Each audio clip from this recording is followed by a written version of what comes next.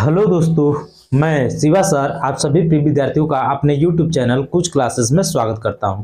ठीक है, तो आइए चलिए हम लोग अपना एनटीपीसी का जो सीरीज चल रहा है उसको शुरू करते हैं और देखते हैं आज का पहला प्रश्न क्या है। ठीक है, तो आइए शुरू करते हैं। ठीक है, देखते हैं आज का पहला प्रश्न। ये आज का पहला प्रश्न देखिए आपके सामने है। कह रहा है कि यम कक्षा में समाहित किए जा सकने वाले इलेक्ट्रॉनों की संख्या। तो यम कक्षा में समाहित किए जा सकने वाले इलेक्ट्रॉनों की संख्या को हम लोग पहले जानते हैं। तो देखिए क्या होता है कि यम कक्षा में समाहित किए जा सकने वाले इलेक्ट्रॉनों की जो संख्या होती है वो 18 होती है। क्या होती है? 18 होती है। ठीक है, कितनी होती है? 18 होती है। तो इस प्रश्न का उत्तर आपको समझ में आ गया कि यम कक्षा में समाहित किए जा सकने वाले इलेक्ट्रॉनों की संख्या कितनी होती है? 18। अब थोड़ा सा यहाँ पे हम लोग इसके और भी क्वेश्चन यहाँ से पूछे जा सकते हैं। ठीक है, तो आइए उसको समझते हैं। ठीक है, तो देखिए सबसे पहले हम कोष की संख्या पढ़ते हैं। क्या पढ़ते हैं? कोष की संख्या। ठीक है, क्या होता है? कोष। तो कोष हमारे पास क्या क्या होता है? के होता है, यल होता है, यम होता है और यन होता है। ठीक है, ये हमारे पास कोषों की संख्या है। अब इस कोष में इलेक्ट्रॉन की संख्या देखते हैं कितना होता है। ठीक है, कोष में, ठीक है, कोष में इलेक्ट्रॉन की संख्या किस कोष में कितना इलेक्ट्रॉन होते हैं तो देखते हैं। तो देखिए जो के कोष होता है, ठीक, इसमें 2 इलेक्ट्रॉन होता है। जो यल कोष होता है इसमें 8 इलेक्ट्रॉन होता है। जो यम कोष होता है इसमें 18 इलेक्ट्रॉन होते हैं। जो यन कोष होता है इसमें कितने इलेक्ट्रॉन होते हैं? 32 इलेक्ट्रॉन होते हैं। ठीक है, तो ये समझ में आ गया होगा। ये आपको समझ में आ रहा होगा कि देखिए यहाँ पे इस प्रश्न का उत्तर कैसे निकला। कोष की संख्या यहाँ दिया है, यहाँ पे कोष में इलेक्ट्रॉनों की संख्या दिया हुआ है। तो के कोष में कितने इलेक्ट्रॉन? 2 इलेक्ट्रॉन। यल कोष में कितने इलेक्ट्रॉन? 8 इलेक्ट्रॉन। यम कोष में कितने इलेक्ट्रॉन? 18, जो कि इस प्रश्न का उत्तर है। ठीक है, यन कोष में इलेक्ट्रॉनों की संख्या 32। ठीक, अब यहाँ पे जब हम लोग थोड़ा सा कोष डिस्कस किए हैं तो उपकोष को भी समझ लेते हैं कि उपकोष में इलेक्ट्रॉनों की संख्या अधिकतम कितनी भरी जाती है। ठीक है, तो उपकोष जो हमारे पास होता है, उपकोष की संख्या क्या होती है? एसपीडीएफ। क्या होता है उपकोष?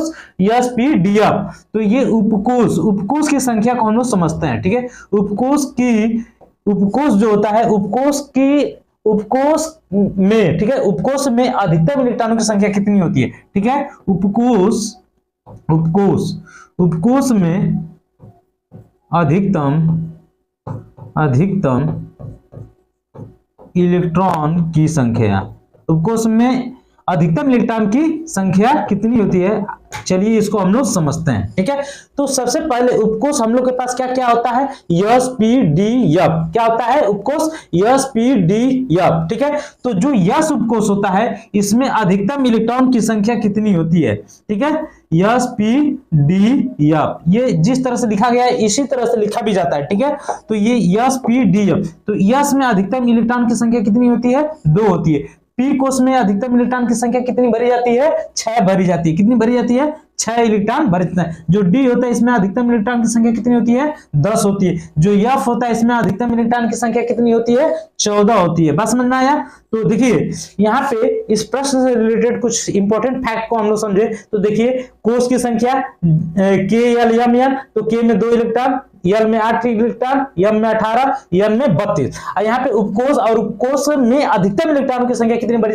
तो यस उपकोष में 2 इलेक्ट्रॉन, पी उपकोष में 6 इलेक्ट्रॉन, ठीक है, और डी उपकोष में 10 इलेक्ट्रॉन, एफ उपकोष में 14 इलेक्ट्रॉन भरे जाते हैं। ठीक है, तो आप आई होप आपको समझ में आया होगा।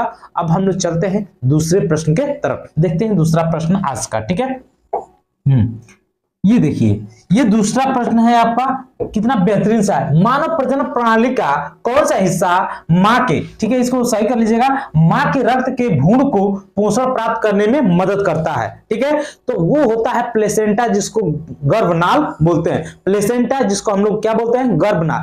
जो मां के रक्त से भ्रूण को पोषण प्राप्त करने में मदद करता है। ठीक है, समझ में आ गया होगा आपको। देखिए यहाँ पे इस प्रश्न का जो उत्तर है क्या होगा? गर्भनाल होगा। क्या होगा?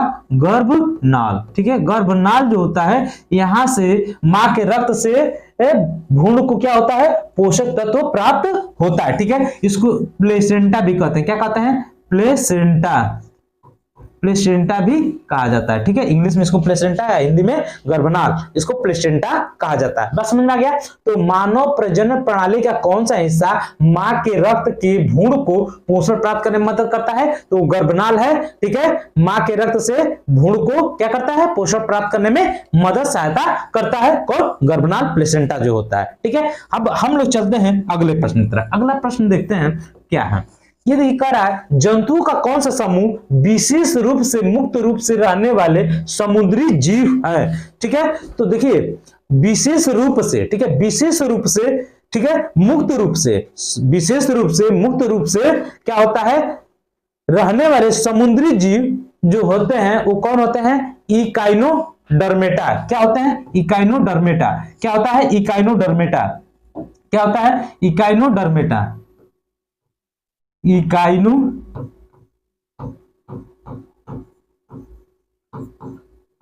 इकाइनो जो डर्मेटा होता है ये विशेष रूप से मुक्त रूप से क्या होते हैं? रहने वाले समुद्री जीव होते हैं जो कि इकाइनो डर्मेटा होता है। ठीक है, अब हम लोग अगले प्रश्न को देखते हैं। अगला प्रश्न क्या है? ठीक है, ये देखिए अगला प्रश्न कह रहा है पौधे का सार्वभौमिक प्राकृतिक ऑक्सीजन है। तो सार्वभौमिक पौधे का सार्वभौमिक प्राकृतिक ऑक्सीजन क्या है? तो ये है आई डबल ए। ठीक है, आई डबल ए। इसका फुल फॉर्म जो हो जाएगा क्या हो जाएगा? Indole acetic acid. ठीक है, एसिड, इंडोल एसिटिक एसिड इसका फुल फॉर्म हो जाएगा। अब थोड़ा सा हम लोग जो ये ऑक्सीजन का ही क्या है? एक रूप होता है। ठीक है, ऑक्सीजन के अंतर्गत ही ये क्या आता है? ए डबल आई आता है। इंडोल एसिटिक एसिड जो होता है ऑक्सीजन के अंतर्गत आता है। अब थोड़ा सा हम लोग यहाँ पे डिस्कस करेंगे ऑक्सीजन के बारे में। किसके बारे में? ऑक्सीजन के बारे में डिस्कस करेंगे। ऑक्सीजन की जो खोज है इसका खोज 1880 में, ठीक है, डार्विन के द्वारा किया गया था। किसके द्वारा किया गया था? डार्विन के द्वारा किया गया था। जो ये ऑक्सीजन हार्मोन होता है ये क्या करता है? पौधे की वृद्धि को क्या करता है? नियंत्रित करता है। ये क्या करता है? पौधे की वृद्धि को, ठीक है, पौधे के वृद्धि को नियंत्रित करता है। पौधे के वृद्धि को क्या करता है? नियंत्रित करता है। पौधे की वृद्धि को नियंत्रित करता है। कौन? ऑक्सीजन जो हार्मोन होता है ये पौधे की वृद्धि को क्या करता है? नियंत्रित करता है। बस समझ में आ गया। अब थोड़ा सा हम कुछ और हार्मोन्स को समझते हैं। ठीक है, जैसे IBA। ठीक है, IBA का जो फुल फॉर्म हो जाएगा ये क्या हो जाएगा? इंडोल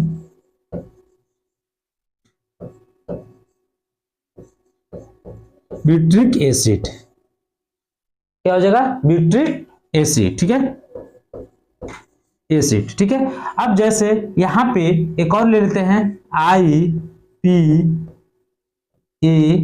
ठीक है, तो ये जो हमारा होगा IPPA फिनाइल एसिटिक एसिड हो जाएगा। क्या होगा? फिनाइल, ध्यान दीजिएगा, फिनाइल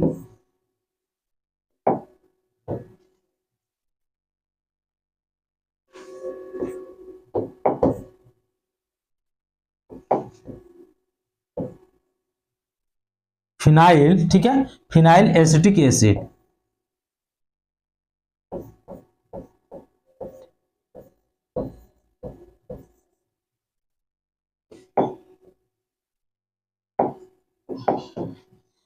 फिनाइल एसिटिक एसिड इसका फुल फॉर्म हो जाएगा। समझ में आ गया। अब थोड़ा सा हम लोग देखते लेते हैं यहाँ पे NaA का फुल फॉर्म।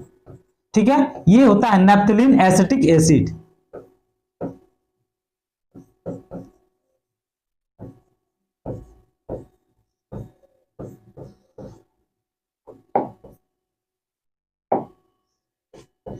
Acetic acid. ठीक है, नैप्थलीन एसिटिक एसिड ये क्या हो जाएगा? इसका फुल फॉर्म हो जाएगा एसिटिक एसिड। ठीक है, अब थोड़ा सा यहाँ पे एक और इंपॉर्टेंट हम लोग देख लेते हैं। ठीक है, वो क्या है? IPA जो होता है, ठीक है, क्या होता है? आइडोल प्रोपियोनिक एसिड होता है। ठीक है, तो ये समझ में आ गया होगा। अब हम लोग चलते हैं अगले प्रश्न के तरफ। ठीक है, अगला प्रश्न देखते हैं कितना इंपॉर्टेंट है। ये देखिए जो अगला प्रश्न है ये क्या है, कह रहा है कौन कौन ऊर्ध्वपातन कर सकता है। तो कौन ऊर्ध्वपातन, तो सबसे पहले हम लोग यहाँ पे इस प्रश्न का उत्तर ऊर्ध्वपातन के माध्यम से समझ लेते हैं कि सबसे पहले कौन ऊर्ध्वपातन कर सकता है। इसको पढ़ने से पहले हम लोग थोड़ा सा डिस्कस करेंगे ऊर्ध्वपातन क्या होता है। तो ऊर्ध्वपातन हम लोग किसे कहते हैं, ठोस पदार्थ को गर्म करने पे, ठोस पदार्थ को गर्म करने पर सीधे वाष्प में परिवर्तित हो जाना। ठीक है, ठोस पदार्थ को गर्म करने पर सीधे वाष्प में या गैस में परिवर्तित हो जाना क्या कहलाता है, यह ऊर्ध्वपातन कहलाता है। बात समझ में आ गया होगा कि ये क्या होता है, ऊर्ध्वपातन क्या होता है, समझ में आ गया होगा कि ठोस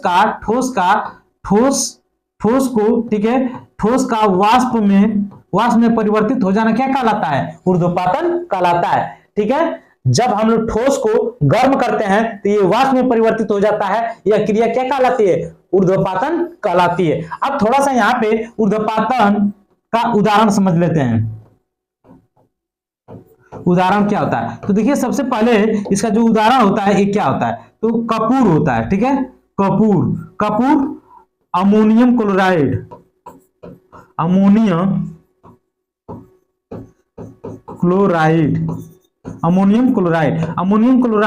NH4Cl। ठीक है, उसके बाद से क्या होता है,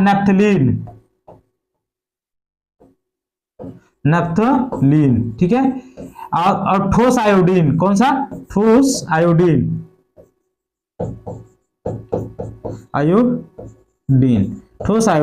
ये सभी के सभी क्या है, ऊर्ध्वपातन के उदाहरण है। तो अब यहाँ पे आपको समझ में आ गया होगा कि ऊर्ध्वपातन कौन कर सकता है। तो देखिए कपूर भी कर सकता है, अमोनियम क्लोराइड भी कर सकता है, नेप्थलीन भी कर सकता है, और ठोस आयोडीन भी कर सकता है, I2। ठीक है, ये ठोस आयोडीन भी कर सकता है। समझ में आ गया होगा ये प्रश्न आपको। ठीक है, अब हम लोग चलते हैं अगले प्रश्न की तरफ। अगला प्रश्न देखते हैं।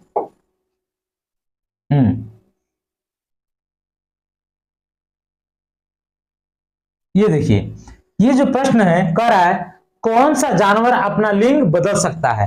तो कौन सा जानवर अपना लिंग बदल सकता है, तो कौन सा जानवर अपना लिंग बदल सकता है, इस प्रश्न का उत्तर होगा कि घोघा। ठीक है, क्या होता है, घोघा।